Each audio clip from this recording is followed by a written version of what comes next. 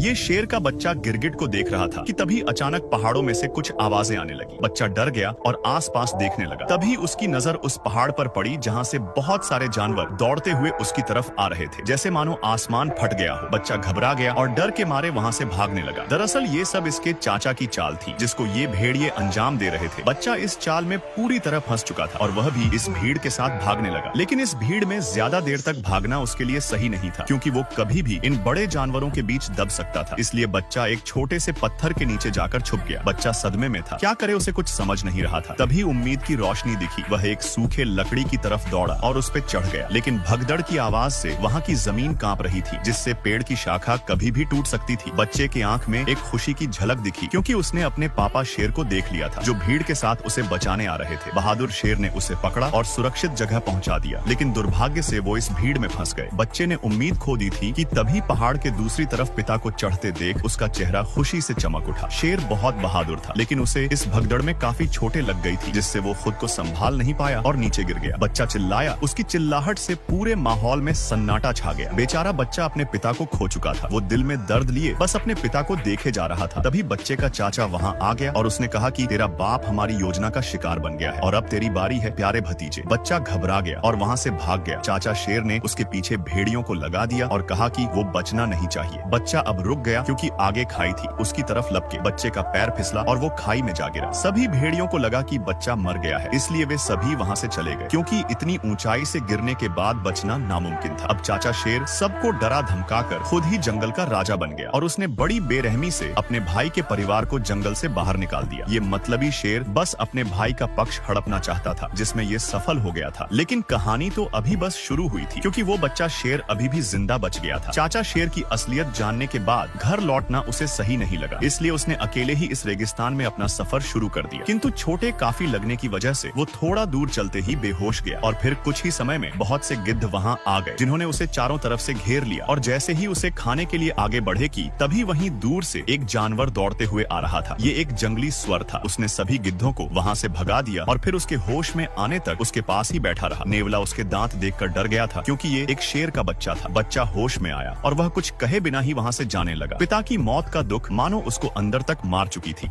अब वो बच्चा उदास होकर यहाँ से जा रहा था। तभी नेवला और सुअर उससे बात करने की कोशिश करते हैं और बातों ही बातों में वे अच्छे दोस्त बन जाते हैं। वो दोनों उसको हौसला देते कि जिंदगी में हर कोई अपनों को खोता है, ये नियति का नियम है। लेकिन इसका मतलब ये तो नहीं कि जीना ही छोड़ दिया जाए और तुम तो एक बहादुर शेर के बेटे हो। ये सुनकर बच्चा बहुत अच्छा महसूस करता है। अब ये दोनों इसे अपने जंगल लेकर जाते हैं। जंगल को देखकर बच्चा शेर को बहुत अच्छा लगता है, लेकिन यहाँ के जानवर बच्चा शेर को देखकर हैरान थे कि ये शेर का बच्चा